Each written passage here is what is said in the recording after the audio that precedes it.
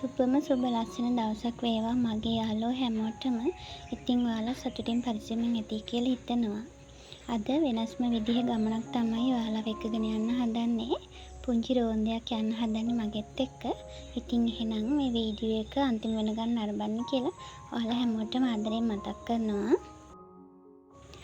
අද මම ඔයාලව එක්කගෙන යන්න හදන්නේ අපිට තියෙන ලස්සනම තැනකට. මේක වැවක්. ඉතින් මේ වැව ළඟින් අපි දවසට 4-5 පාරක් එහෙම යනවා. ඒ ගියාට මට හිතුණා ළඟටම ගිහලා බලන්න ඕනේ කියලා. මොකද මම මීට කලිනුත් මේ ගැන වීඩියෝ එකක් අරගෙන ආවිල්ලා තියෙනවා. ඒ වුණාට මේකේ අපි නොදකපු පැත්තකුත් තියෙනවා. අපි නොගියපු පැත්තක්. ඉතින් ඒ පැත්තට ගිහිල්ලා ඔයාලටත් බලන්න, ඔයගොල්ලන්ටත් පෙන්වන්න ඕනේ කියලා හිතුණා. ඉතින් එහෙනම් අපි බලමු අපිට තියෙන මාගල්ලේගම වැව. ඉතින් යාළුවනේ මේක ගොඩාක් ලොකු වැවක්. ඒ කියන්නේ ඔයාලගේ පැතිවල තියෙන ඔය කලා වැව අන්න ඒ වගේ ලොකු වැවක්. මේක කරවල තියෙන මහසෙන් රජතුමා තමයි. ඉතින් එයාගේ පිළිරුවකුත් මේ වැව අයිනේ හදලා තියෙනවා. ඒක නම් ඇත්තට මට වීඩියෝ කරගන්න බැරි වුණා. මම පස්සේ වෙලාවක ඔයාලට ඒකත් පෙන්වන්නම්. අපේ ගෙවල් වල ඉඳන් විනාඩි 3ක 2ක වගේ දුරක තමයි මේ වැව තියෙන්නේ. ඉතින් ඒ නිසයි මම ඔයාලට කිව්වේ මෙතනින් මම හැමදාම වගේ යනවා කියලා. ඒ වුණාට මෙන්න මේ මම පෙන්නන පිටිපස්ස පැත්තට අපි ගොඩක් වෙලාවට වැවේ සොරවුව පැත්තට ඇවිල්ලා නැහැ. ඉතින් ඒ නිසා මේ පැත්තට තමයි අද ආවේ. මේ වැව කණ්ඩේ දිගේ ගියපුවාම සමහරක් විට තව බොහෝ දුරට යන්න පුළුවන් ඇති. අපි එච්චර දුර ගියේ නැහැ. ඉතින් බලන්නකෝ යාළුවනේ මේ අවට වටපිටාව හරියම ලස්සනයි. ඒ වගේම තමයි මේ වැව ගොඩාක් ලොකුයි. මේ පැත්තේ කුඹුරු වලට එතකොට අනිත් වගා කටයුතු වලට එහෙම වතුර දෙන්නෙත් මේ වැවෙන් තමයි. ඉතින් මම මේ වැව කණ්ඩේ දිගේ චුට්ටක් ඉස්සරහට ඇවිදගෙන ගිහිල්ලා බැලුවා. ඔයාලට පෙන්වන්න පුළුවන් විශේෂ මොනවා හරි තියනවාද කියලා. ඒ වුණාට ඉතින් මේ වැව කණ්ඩේ දිගේ ගියපුවාම පුංචි පුංචි සත්තු තමයි මට හම්බ වුනේ. සමනල්ලෝ, කුරුල්ලෝ ඒ වගේ සත්තු ඇරෙන්න වෙන විශේෂ දෙයක් පෙන්වන්න තිබුණේ නැහැ. ඒ නිසා තමයි මේ විදිහට මම වටපිටාව ඔයගලන්ට පෙන්වන්න හිතුවේ. ඔයාලත් කවදම හරි දවසක පුත්තලම් පාරේ කුරුණාගල පැත්තේ ඉඳලා පුත්තලම් පැත්තට යනවා නම් ඔයා මෙන්න මේ වැව උඩින් යයි. ඉතින් විනාඩියකට දෙකකට හරි නැවතිලා මේ වැවේ ලස්සන බලලා යන්න කියලා මම ආරාධනා කරනවා. ඒ තරම් ගොඩාක් ලස්සනයි මෙතන. මෙතනට ෆොටෝ ෂූට් වලට, ඒ කියන්නේ වෙඩින්ග්ස් වලට, එතකොට ප්‍රී ෂූට්ස් වලට, බර්ත්ඩේ වලට එහෙම ගොඩාක් කට්ටිය වල ෆොටෝස් ගන්නවා. ඒ තරම් ලස්සනයි. ඉතින් මේ වැවේ පිටිපස්ස පැත්තේ තියෙන බැම්ම දිගේ තමයි මම යන්නේ.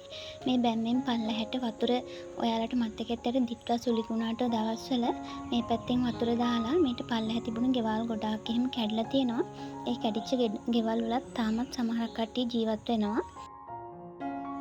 ඉතින් එතනින් ඇවිල්ලා ඒ පැත්ත අපි කලින් බලලා තිබුණ නැති නිසා ඒ පැත්ත බලලා ආයෙම අපි ඉස්සරහ පැත්තට තමයි ආවේ.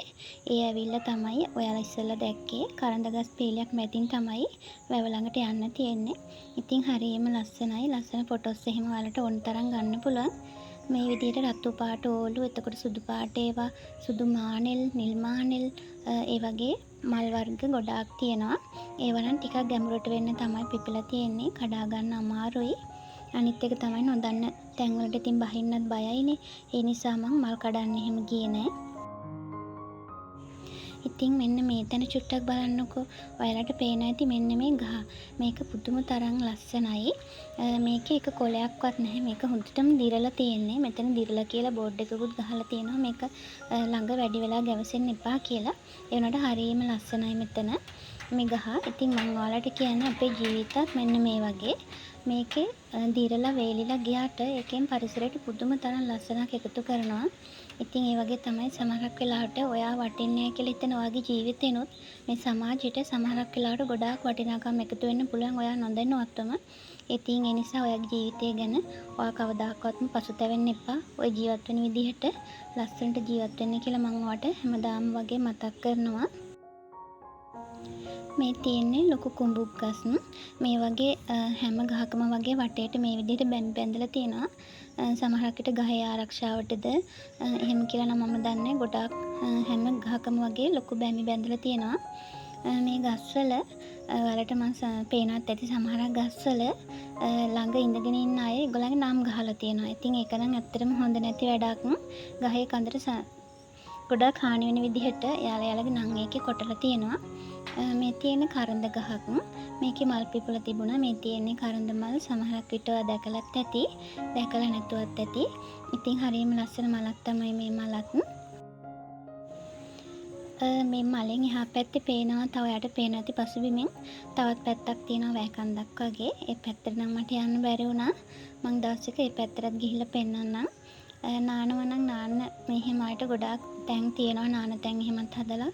එතකොට ගොඩක් ගැඹුරු නැති තැන් වලින් නාන්න පුළුවන්. ගැඹුරු තැනුත් තියෙනවා. ඒ වගේම තමයි ඔරු එහෙමත් තියෙනවා වැවේ ඕනනම් යන්න. ඉතින් ට්‍රිප් එකක් යන්න එහෙම නැත්නම් සතුටු වෙන්න සල්ලි ඕනේ කියලා හිත හිතින් ඔයාට තමයි මම මේක කියන්නේ. අපි හැමදාම හිතනවා ට්‍රිප් එකක් යන්න මහ ගොඩක් සල්ලි ඕනේ, ප්ලෑන් කරන්න ඕනේ, එතකොට අපිට කට්ටිය ඉන්න ඕනේ. ඒ වගේ ගොඩාක් දේවල් අපි හිතනවා. එහෙම හිත හිටියොත් අපිට කවමදාකවත් ඒ ගමන යන්න වෙන්නේ නැහැ. ඉතින් ඒ නිසා මේ වගේ පුංචි තැනකට හරි ඔයාලගේ පුංචි පවුල එකතු වෙලා ඇවිල්ලා සතුටු වෙන්න කියලා මම ආරාධනා කරනවා. මේ වගේ තැනකට එන්න ඉතින් මහ ගොඩක් අපිට වේදන් යන්නේ නැහැ. අති පුංචි මුදලක් තිබුණා නම් ඇති. එහෙම පුංචි මුදලක්වත් ඕනේ වෙන්නේ නැහැ. ඉතින් චූටි අයත් එක්ක එනකොට ඒගොල්ලෝ කන්න බොන්න මොන හරි ඉල්ලන නිසා පොඩි ගාණක් අතේ තියාගෙන ආව නම් හොඳටම ඇති. සෙනසුරාදා ඉරිදා දවස් දෙක නම් මෙතන හරියම බිසි. ඒ කියන්නේ ගොඩක් වෙලාවට ක්ලාස් යන නංගිලා මල්ලිලා එනවා මෙතන කෑම කන්න, විවේක ගන්න එනවා. ඒ වගේම ආදරය කරන කට්ටිය එනවා. ඒගොල්ලෝ ඇවිල්ලා මේ ගස් ළඟ ඉඳගෙන ඉතින් වරුවක් විතර වැව දිහා බලාගෙන ඒගොල්ලන්ගේ සුන්දර ලෝකේ අත්විඳිනවා. එතකොට ෆොටෝස් ගන්න අය, මේ පාරේ ට්‍රිප් යන අය මෙතනින් නවත්තනවා කෑම කන්න. ඒ වගේ ගොඩාක් ඉතින් මෙතන හරියම සුන්දර තැනක්.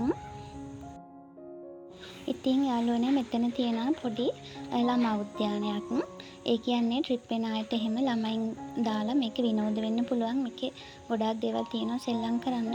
ඉතින් අපේ චූටි බබාට එතෙන්ට එන්න ඕනේ කිව්ව නිසා මම එයාවත් එක්ක කරගෙන ආවා එතෙන්ට. මොකද එයාගේ සතුට තමයි අපේ ලොකුම සතුට. ඉතින් එයා නිසා තමයි මේ ගමන ආවේ. ඉතින් බලන්නකො ඉතින් මේ සබාදහමේ අපිට ලස්සන දේවල් කොච්චරක් නම් තියනවද බලන්න කියලා. කැමරාවට අහු නොවෙන ගොඩාක් ලස්සන දේවල් මේ සබාදහමේ තියෙනවා.